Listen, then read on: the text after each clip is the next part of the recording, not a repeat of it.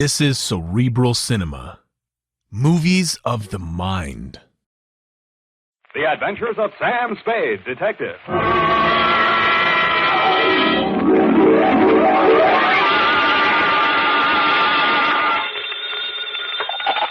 Spade Detective Agency. Oh, murder. Oh, Sam. Have you had a hard day? Murderous? 9 this morning, I grinned through 25 poses, count 'em, over dishes of all 25 varieties of Sanderson succulent soup, a meal in a can. Then, Really, Sam? Then I was imprisoned in a plush chair for 2 hours with a glass in my hand. No. Yes, of Brannigan's Bog, the whiskey that smells like Old Ireland. Sounds interesting. It wasn't. They wouldn't let me touch it till after. Aw. And for the rest of the afternoon, I've been pulling up my trousers. Woo. For a series of leg art shots which will bear the legend, Samuel Spade, prominent San Francisco detective, says McGonagall's grip tight is the garter for me. Oh, Sam, how thrilling to be prominent. Maybe so, but fame is a sometime thing, sweetheart. Just a flash bulb in the pan, as you will agree when you have heard my report on the Cheesecake caper.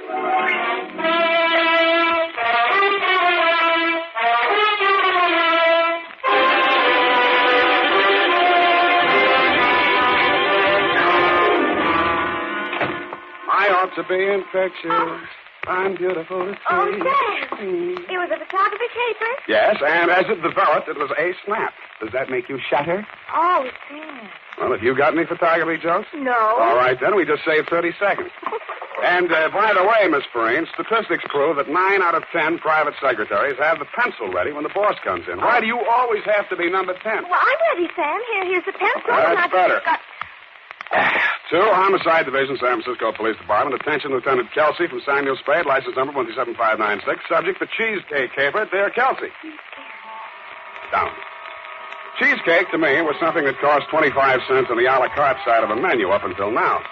As a matter of fact, the Cheesecake theme didn't make itself felt until sometime after the beginning of this, which was a phone call at high noon, just as I was wondering where I'd eat. Sam Spade. Mr. Spade, I gotta see you right away. What are you doing? About to go to lunch. Who's this? I'll tell you later. I gotta see you first. Right now. Well, all right. You want to come to my office? No, I'm at Barney's Grill. You know where that is? Yeah, I know where that is. Who will I ask for? Just go in and order a sandwich. Nobody sent for you, see? You just come in for lunch. I just go... let me get this straight now. You hiring me? Yeah, $50 in it for you, Spade. All I got. But remember, you don't know nothing about it, see?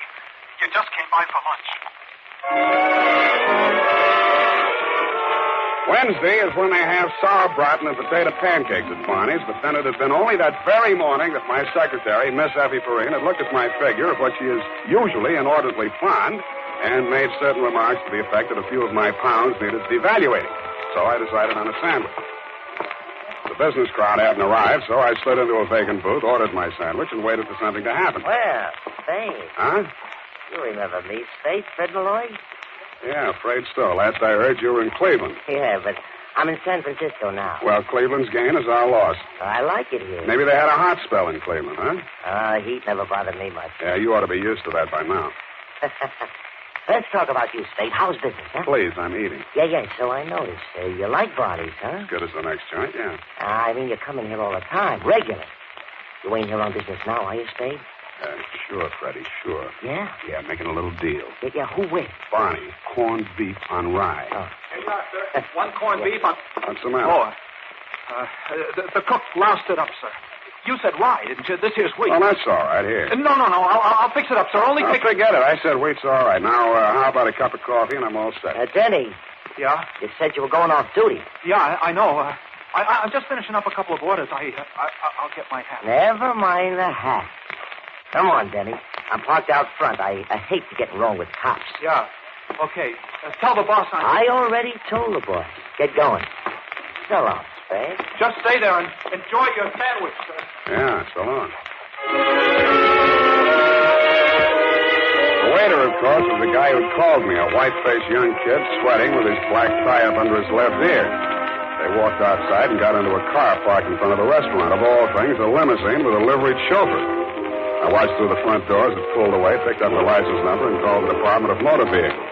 The car belonged to Mike Sheldon, known to the voters of the North Beach section as Uncle Mike, a white-haired, jolly-faced gentleman of dubious means and still more dubious methods who had something to do with politics. What he had to do with a weasel like Freddie Malloy, much less a poor waiter boy at Barney's, was something to ponder. I sidled back to my booth and attacked the corned beef on wheat. My teeth, instead of going all the way through the sandwich, which is the way I like it, struck something firm and unyielding. I pulled from between the lettuce and the bread a wax paper envelope. Inside was a $50 bill and a small photograph of a blonde. Denny, the waiter, had scribbled 3 words in the corner of it. Find this girl. You care for some more coffee, sir? I got plenty Yeah. Bring the pot, will you? And, waiter. Yes, sir? This, Denny, the kid who was just here. What's his last name? Denny? It's Weston. Denny Weston. Yeah, okay. Where's he live, you know? Well, I'm not sure. I think he has an apartment out around Larkin Street somewhere, but I'm not sure. Is he a funny kid? Yeah, what's funny about him? Well, I mean, working as a waiter in a joint like this when his sister had all that dough living in that Nob Hill apartment and all, you know. Who's his sister? Monica Weston. You must have heard of her. Used to be a dancer in some joint over in North Beach. Well, I don't get around much anymore. Well, you saw the papers, didn't you? She was in the papers? Yeah, committed suicide. Then he nearly went off his rocker. Wait a minute. Look, is this here his sister? Oh, let me see. No. Monica was a redhead. This here's a blonde. Well, I'd better get you that coffee while it's out. Be right back. I examined my sandwich for further clues, found nothing except corned beef, so I put it back together and began to eat it while I scrutinized the picture of the blonde. A nice-looking girl in her 20s, no scars, birthmarks, buck teeth, or anything else to set her apart from roughly 25,000 other blondes in San Francisco. There were a couple of points, though. The picture was about 2 inches square, showing her head and shoulders, and her hand was up to her face as if she was surprised at something near the camera. On one of her fingers was a ring, which I couldn't quite make out. In the back of the picture were the letters L-P. Now, this is probably the credit stamp of some professional photographer. I abandoned my sandwich, thumbed through the yellow section of the phone book, and stifled a cry of triumph as I discovered the firm of Leonard and Perkins, photographers, with an office on Bush Street, where forthwith I went. No, I'm sorry, Mr. Spade. I don't think we did that here. You're sure that's not your mark on the back, Mr. Leonard? Oh, positive. And anyway, that's not the kind of work we do. Looks like an outdoor flash shot. Ours is all studio stuff. Funny trimming it down like that. Trimming it down? Yeah, this is probably a standard 8 by 10. Someone just cut the center out of it. Thanks very much. Bye. So I went to the telephone book again, but instead of looking for the L-P as the front initials of the firm, I looked for them in the middle, since both ends of the photographer's credit stamp were trimmed off. And I ran across an outfit called Cal Pictures on Harrison Street.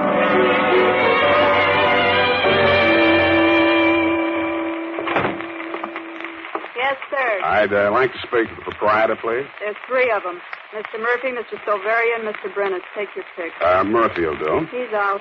How about Silverian? Tied up with Mr. Brennis. Where are they tied up? First door to your right. That's the main studio. Do not enter if the red light is on. Heaven forfend. No. Al, will you let me do it, my No, there's no human interest. I have seen photographers at work in my time, but not like this. I saw now why they were tied up. They were fit to be tied. In the middle of the studio was a mass of equipment that looked like a cross between the Palomar telescope and an atom smasher, with what seemed to be a stretched-out accordion on the bottom. All of it pointed at something lit up by floodlights on a small table. When I got up close, I found out what it was. Brennis and Silveria were photographing a plate of pork and beans. Now, for crying out loud, look at that pork. What is the matter with that pork? What's the matter with it? It just lies there. What do you expect it to do, Chemmy? Excuse me, fellas. When did we hire you? You didn't. I only wanted to... Don't pay any attention to him, not. John. Now, come on, focus. Focus. Now, what's the use? Let- Why waste the shot? You know what he said? The pork's got to have get up and go. Get up and go. It's got to look succulent. It's got to look married to those beans. What do you want me to do? Sprinkle it with orange sauce? Look, fellas, I really don't want to interrupt. You're no Honest, but... good, Silveri. You know what they're going to run under the shot, don't you? Nussbaum's New England pork and beans, married in the can. Can I be best man? Okay, what do you want? I'm only Sam Spade, a private detective, trying to locate this girl here. What girl? Ever seen her? Sure. Where? Well, this is our shot. Look, you remember, Al, the cheesecake job the other night? Look at this. Oh, yeah. Cheesecake job? Down at the railroad. Yeah, that was for Norby's nifty nylon. You mean this girl's a model? No. She walked in front of the camera at just the wrong time and loused up the shot. We had to shoot it over. Yeah, we had a model with a pair of Norby's nylons on, see? well-known brand of stocking, and the idea was to stand her up next to a train coming down at the At the depot there. depot. Then what we tried to do was get a shot of her fixing a guard, a leg guard, you know. Yeah. Surefire. Yeah, with a stuff. lot of admiring glances from the crowd. From the yeah. crowd. Brand new idea. Yeah. Real train, real station, real people. Human- Documentary. Yeah. Very- So Al sets up the camera and the model mixed with the garter, and I whistle to get the crowd's eye, and we set off the flash. But the dame here walked in front of the camera. However, it was not her fault. No, It was- it's an awful nice kid. We Yeah, told her well, to drop by, we'd give her the shot. Great. Swell. What's her name? I don't know, I think. Did she come by? Yeah, a couple of mornings ago. I gave her the print and the negative, too. Got any other copies of it? Well, I don't know. It'll take us a while to check the file. Oh, it's her. Well, look, do that, will you? And if you find anything, here's my phone number. Yeah. Now, as I was saying about that fork, John, Again with a your fork. I fork told- is your fork. There is nothing you can do to I glamorize it. glamorized the number of forks. So I bought an afternoon paper and went back to the office to take the load off my feet and mull over this latest turn of events. I mulled, decided to contact Denny Weston, my client, found his phone number in the book, and was about to call when the phone went off in my hand. Sam Spade. Spade, this is Denny Weston, the waiter. I'm the guy who... Yeah, I know. I was about to call you. Don't call me, understand? You don't know me. I never saw you. Wait a minute now. I've been chasing that blonde all afternoon. You got your $50, didn't you? What's the matter? Is Freddie standing there with a gun at your back? Shut up about Freddie. Okay, then let's talk about your sister Monica, or maybe this blonde you stuck in my corned beef sandwich. And don't let Freddie throw a scare into you. Hello. Hello, Denny.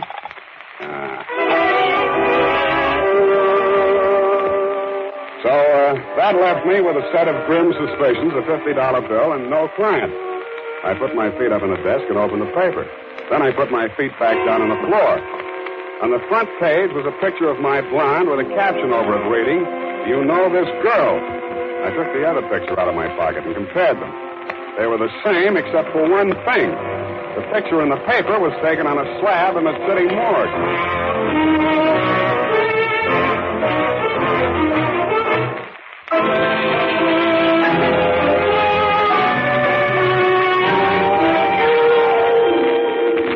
While putting my shoes back on, I read the article under the picture of my blonde. It was simple enough. She'd turned up in the bay near the yacht harbor an hour before with a bullet in her back. The paper said nothing about identification. It didn't have to. Knowing you as I do, Lieutenant, I realized if there had been anything on the body to identify it, the picture wouldn't have been in the paper.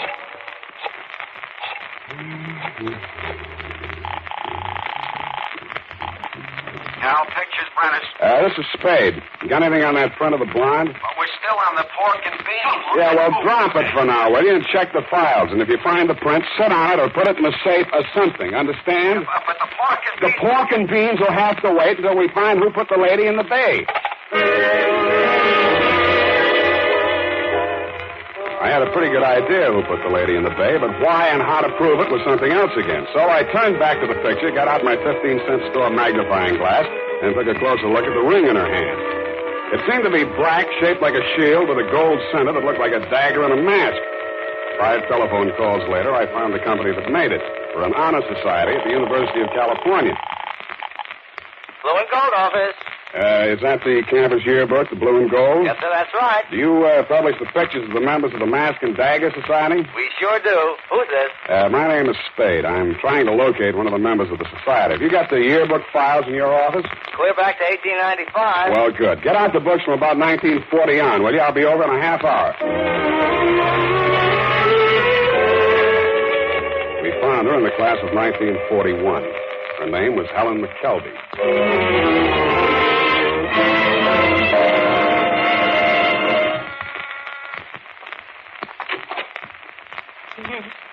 What is it? I understand a Miss Helen McKelvey lived here. No, I never heard of her. Oh, wait a minute. I'm not going to hurt you. You're the landlady here, aren't you? I tell you, I don't know any McKelvey. Well, the city directory lists her at this address. It must be a mistake. I don't think Please, so. I don't know anything. I tell Come you. on now, sit down. Do you good to get it off your mind. There you are. Sit down. But I don't know anything. Oh, look, that's not going to help any. I told you, I'm on your side. Who are you? Sam Spade. I'm a private detective. Now, you know where Helen McKelvey is right now, I suppose. Yes, I do. Well, I'm trying to find out who put her there and why. Then what? I'll hang it on him if I can. That's why I'm here. Now, tell me, what did Helen have to do with Mike Sheldon? Come on. Well, I don't know much about it. She was a lovely girl. It's strange, you know. She kept things to herself mostly. What kind of things?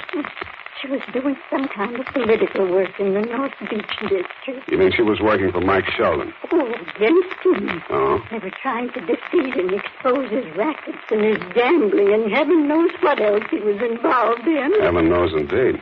And she took it all so seriously. Petitions and leaflets and telephone calls. I see. I kept telling her she was working too hard and her health would go. And it did. Last election time, she spent a week in the hospital. But it was all useless. Sheldon was too big, too powerful. Why, he never even heard of her. I can guarantee you didn't know her by sight. I know. And then last week, a strange thing happened. I arranged for her to spend the weekend with my sister in Palo Alto. She came back Monday, terribly excited. And at last she had a weapon against Mike Sheldon. What did she mean? I don't know. But it wasn't just Sheldon. It was his whole organization. And she sounded crazy, like she was going to tackle them all by herself. Then what? And she packed her suitcase and moved out to some hotel. She wouldn't say where. I was worried about her. I looked through her room afterwards. That's when I found this clipping. Here. Last Thursday's Chronicle. Does it help? Police seek motive in showgirl suicide. Investigation of circumstances surrounding the suicide of Monica Weston, nightclub dancer, moved into its third day without producing a reason why the girl apparently took her own life Friday night by leaping from a southbound train.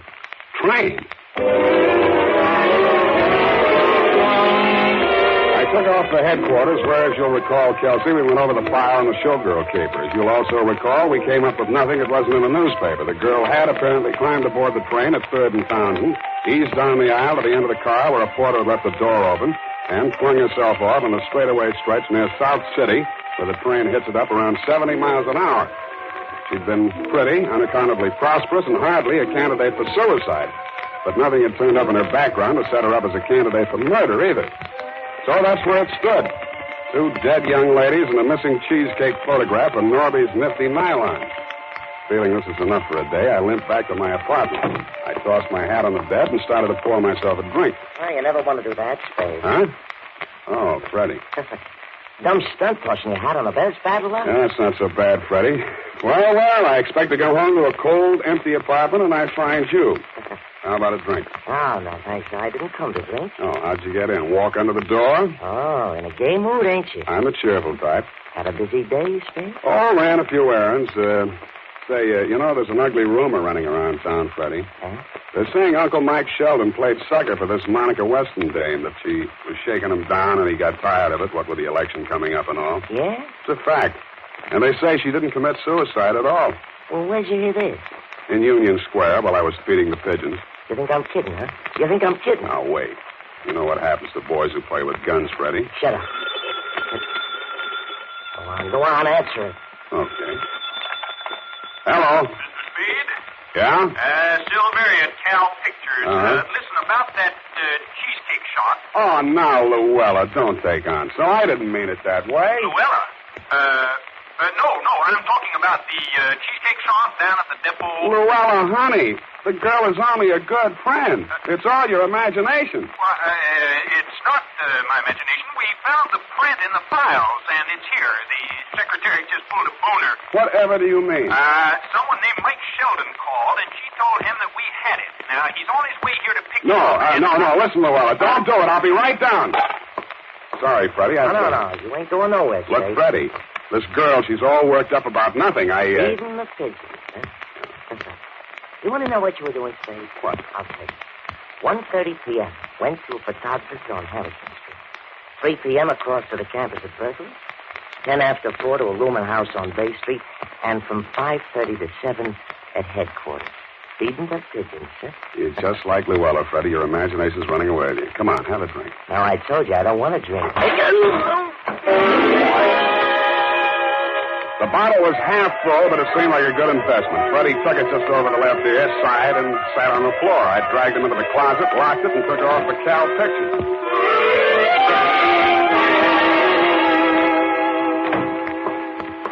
All right, Al, have it your way. Well, if we lose a New Farm New England bean account, don't come sniveling to me. Where's the picture? Hello, Spade. Oh, come on, John. Now focus down on it. Let's get this thing. The beans. 2 days' work. Hey, what's the big idea? I'm sorry, fellas. I accidentally hit it with my elbow. I'll buy you a new can tomorrow. Where's the picture? On the table there.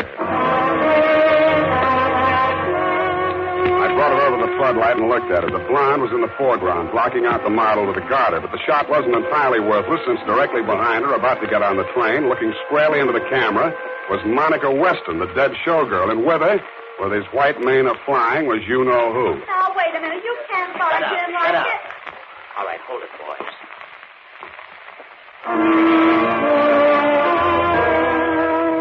I ducked out of the circle of light as they came in, Sheldon first, and 3 others. The gun in my hand made me feel better, but not much better. They closed the door, and the room was pitch dark again, except for the spot of light in the center.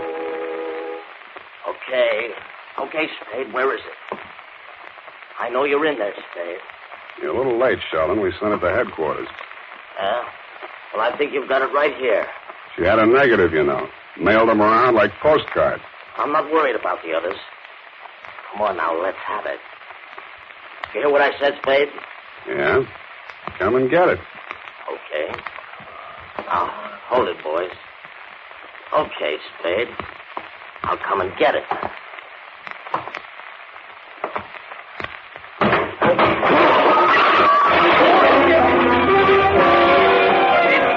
Good old New Farm Spade. He started for me, stepped squarely on the porch, looped, knocked over the light stand, and we were all in the dark.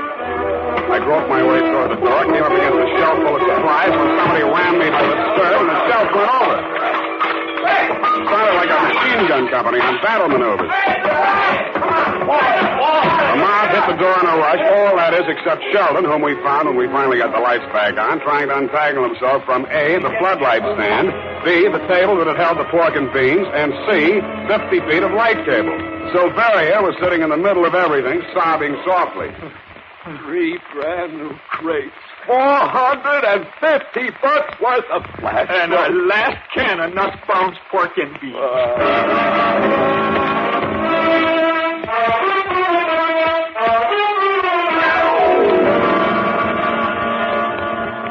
And that Kelsey is the wine for that. Now I have in your hands my account of the affair, plus the cheesecake photograph, plus Michael Sheldon, who is, I admit, a fairly solid adversary. But, of course, this is fairly solid ammunition. Period, and a report. Make an extra copy of that for Denny Weston, if and when he ever comes out of that hole he ducked into when Sheldon started making with a threat. Oh, if I'd had the least notion you were in such peril. I've been worried to death. The peril didn't start until the next day, sweetheart. The next day? Yeah, that's when Brennis looked at me, squinted, and said, you know, Al, this guy's got just the face for Brannigan's Bog, the whiskey that smells like Old Ireland. Oh, how awful. A fate worse than that, sweetheart, but that is all behind me, while directly in front of you is, of course, the... Typewriter. Yes, sir. I'll have it right away. The blonde, Sam. Yeah. What was she trying to do with a picture of Uncle Mike with the other girl at the station? You mean, why didn't she go to the police like any normal human being? Uh-huh. Well, it's hard to say, Eph. She was really a sincere reformer. From here, it looks like she was trying to work up a partnership with the dead showgirl's brother. Maybe put the squeeze on Uncle Mike and force him to come across with names, numbers, and salaries of the members of his graft machine. Besides, What? she was a woman. Come here. A mad, unpredictable, illogical creature.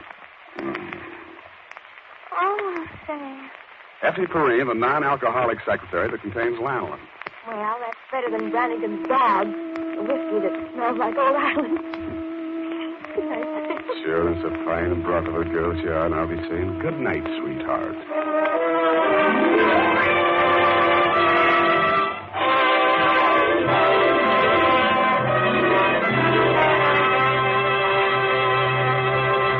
The Adventures of Sam Spade stars Howard Duff as Spade, with Lorene Tuttle as Effie.